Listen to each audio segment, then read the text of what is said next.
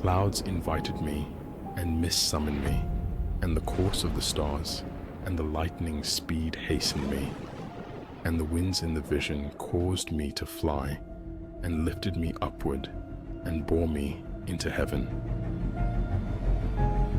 And I went in till I drew nigh to a wall, which is built of crystals and surrounded by tongues of fire, and drew nigh to a large house, which was built of crystals. And the walls of the house were like a tessellated floor made of crystals, and its groundwork was of crystal. Its ceiling was like the path of the stars and the lightnings, and between them were fiery cherubim, and their heaven was as clear as water. A flaming fire surrounded the walls, and its portals blazed with fire.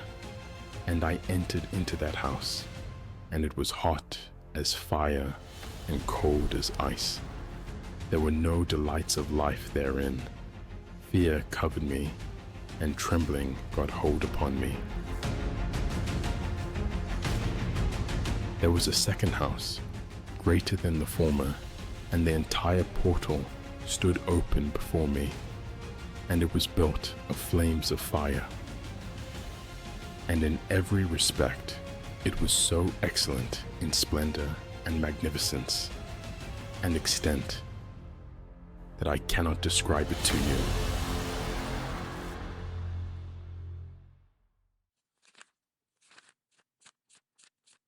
What you've just heard and seen isn't plucked from the pages of a science fiction novel with a slightly repetitive vocabulary. This strange description has far deeper roots and holds a profound mystery. It hails from an age long past, so ancient that its futuristic depictions seem simply inconceivable, from an era preceding the Great Flood. But hold on a moment, isn't that an alien abduction being described? How could such a story date back thousands of years? Follow along as we dissect this ancient script, seeking clues to its mysterious origins and meanings. Before we delve into this mysterious text in detail, let's first take a brief look at what kind of text it is, who wrote it, and when. The lines you've just heard are a part of the Ethiopian Book of Enoch, which is estimated to date from about 300 to 200 BC. This book is the first, and at the same time, the most well-known of the 3 books of Enoch. It's a religious text that tells the story of Noah's great-grandfather, who was called Enoch. Yes, exactly, the Noah whom you all know from the Bible, the man who, together with his family, survived the great flood that wiped out humanity and all life on earth. Now you may ask, if this story is about Noah's great-grandfather, why isn't it found in the Bible, chronologically placed in Genesis before Noah's story? The answer to this question is as simple as it is fascinating. The main part of the Book of Enoch was written in Ethiopian language. Whereas Enoch's story has been canonized in Ethiopia for thousands of years already, it wasn't until about 80 years ago, when the Dead Sea Scrolls containing the manuscripts of Enoch were rediscovered in the Qumran Desert in Aramaic language, that the text gained new momentum and piqued worldwide interest.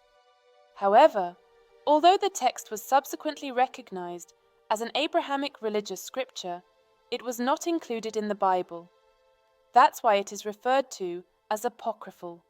Even though we know that the manuscript was first penned before the birth of Jesus Christ, and most of its parts were found in Ethiopia, the original author of the Book of Enoch remains unknown to us. However, as with the other books and texts of the Old Testament and the Flood, it can be assumed that these are stories that have been passed down from generation to generation for hundreds or even thousands of years before they were written down. The Book of Enoch might be a replication of an ancient manuscript, yet to be unearthed, potentially penned in the Sumerian language, but this remains purely speculative. The narrative itself delves into a time before even Jesus Christ's lifetime, reaching back to the era of the Old Testament. It takes place during the days of the biblical patriarchs and the ancient flood, possibly occurring millennia preceding Christ's birth. But let's recall the original question of why the Book of Enoch was not included in the Bible. Well, certainly not because it lacks vividness or godliness, nor because there's a shortage of references to Enoch's existence in the Bible, as there are plenty. And he was moreover with the angels of God these 6 jubilees of years, and they showed him everything which is on earth and in the heavens, the rule of the sun, and he wrote down everything. This is just one striking example of many. Enoch is even mentioned in Genesis as Noah's great-grandfather. So the reason why the Book of Enoch was not included in the Bible must be another. A new theory could explain why stories like that of Enoch are excluded from the Bible. This theory, supported by a growing number of religious and linguistic experts worldwide, states that there is a hidden layer of narrative in ancient religious texts. Paintings, scriptures, and figurines all tell us of highly worshipped gods. But what if these so-called holy gods were actually highly advanced beings?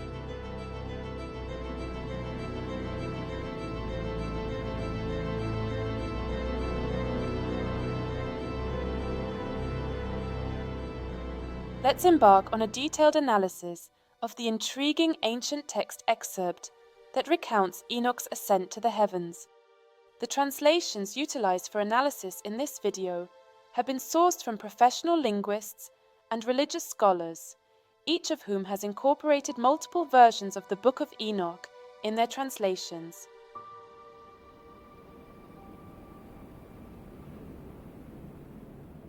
We start our analysis with the onset of Enoch's enigmatic ascension to heaven. In addition to the translation you heard at the beginning, let's examine a second translation by a linguistic expert in the classical Ethiopic language, also known as Ge'ez, in which the book was written. This translation particularly emphasizes the darkness of the clouds emerging from the unknown hovering vehicle above Enoch. I beheld dark clouds, through which I perceived a calling for myself from the clouds, which then summoned a track for me leading to the stars and bright lights, where they quickly moved me along. Both translations we looked at mention stars and bright lights that Enoch observes above him as he ascends into heaven. Considering the fact that he describes these stars the very moment he is elevated into heaven, and the actual stars would be too distant to perceive at that point, it's unlikely that Enoch is referring to literal stars here. Instead, he may be describing the lights emanating from the technical aircraft hovering above him. This interpretation would also justify Enoch's use of both stars and bright lights. He likely senses they aren't real stars, but lacks the precise vocabulary to describe the points of light above him in a more accurate way. Indeed, Enoch's account of being lifted into the heavens closely resembles the stereotypical UFO abduction that science fiction has embedded in our cultural memory. A UFO pulls a person up with a beam, typically depicted as a glowing mist. Enoch also uses these exact words to describe his ascent into the sky. A track surrounded by mist that seems to have appeared just for him, almost as if the misty beam is calling him. Furthermore, the ominous presence of the dark clouds from which the call seems to emanate catches our attention. Why would the author specifically mention here that these were dark clouds? We would typically associate a divine vision with bright, white, heavenly, majestic clouds, wouldn't we? The idea that Enoch might have witnessed a thunderstorm at the exact moment of a divine vision also seems implausible. Did God simply want to scare him? None of these explanations seems truly convincing to me. However, there is another alternative interpretation, supporting the theory that Enoch might in fact be talking of a very real journey to the heavens. One could argue that Enoch is possibly trying to describe artificially generated exhaust clouds as typically produced by a rocket or spacecraft during liftoff. This would help explain what Enoch later labels as tongues of fire. The dark clouds, combined with the tongues of fire, conceivably conjure the image of the launch of a chemically fueled rocket, for these are precisely the primary elements one would expect to see in such a scenario.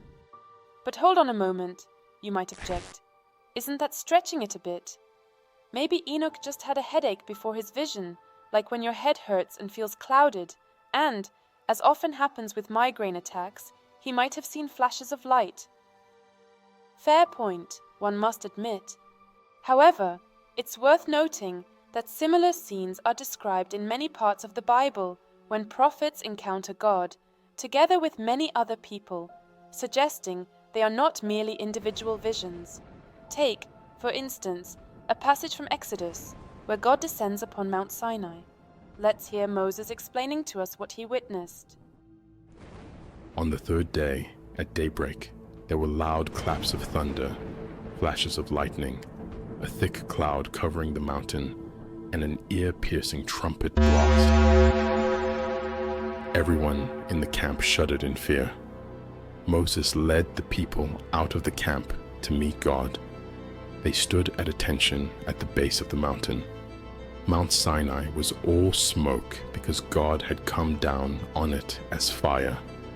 Smoke poured from it like smoke from a furnace. The whole mountain shuddered and heaved.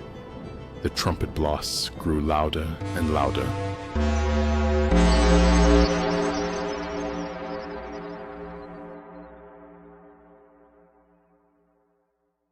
Throughout the Old Testament and in the Apocrypha, there are several passages that recount such events.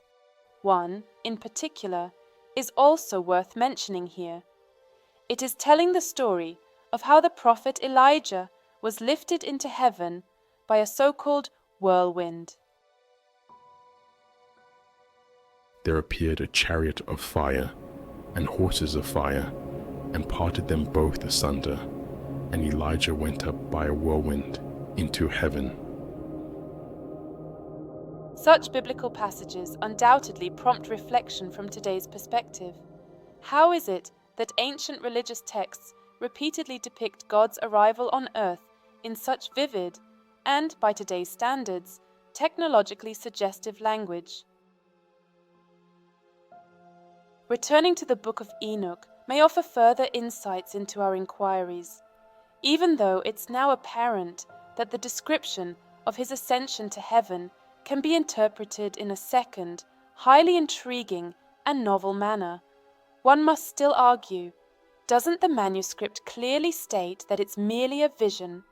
Let's delve deeper into the possible meanings of this word. Numerous biblical figures from the Old Testament, including Abraham, Elijah, John, Ezekiel, and Moses, share vividly described encounters with God. These encounters often depict God descending from heaven or ascending to heaven. Although these reports can be intriguingly viewed through the lens of technology, we need to ask ourselves whether they actually describe real experiences. Common in their remarkable accounts is the following.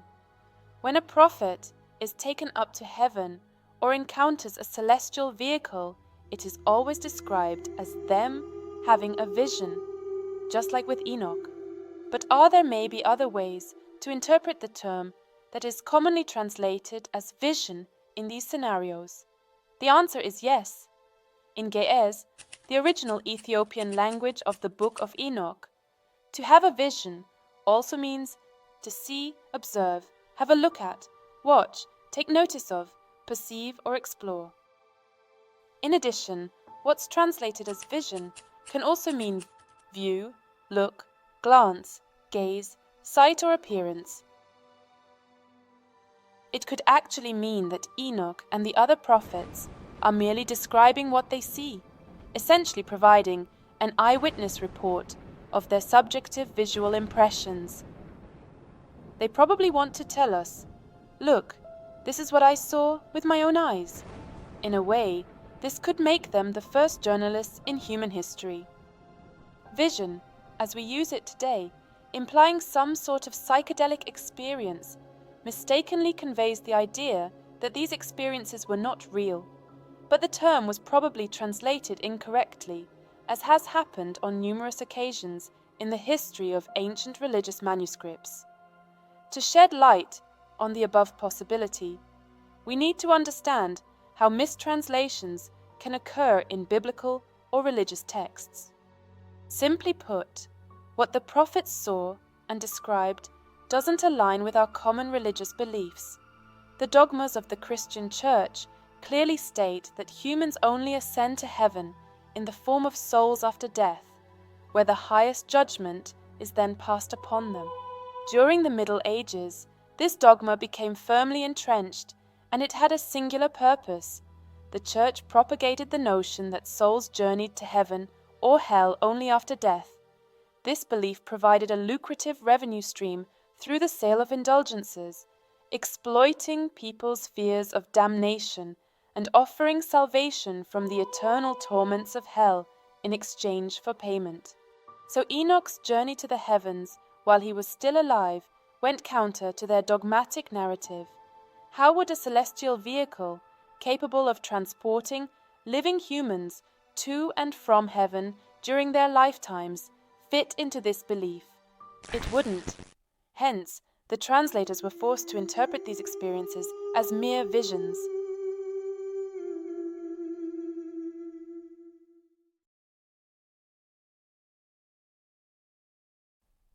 In this video, we explored a brief excerpt from the Book of Enoch. Even those few lines sparked numerous questions and suggested a fascinating, revolutionary approach to interpretation.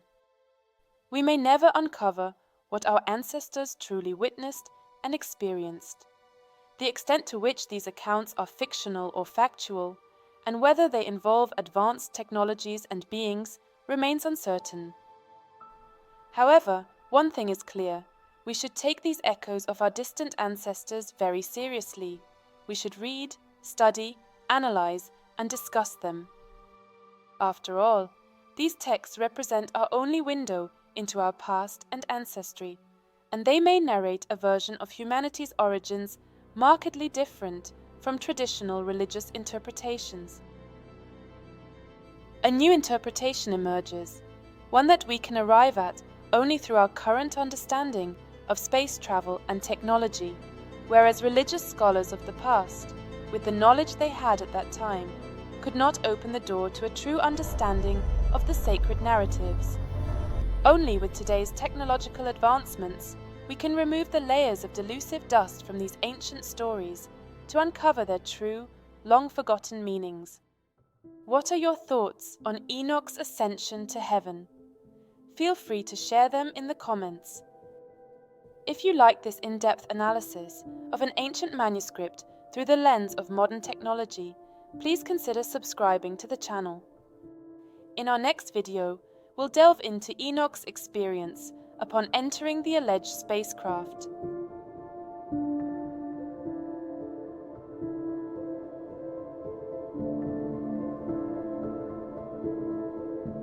Stay tuned for the next episode.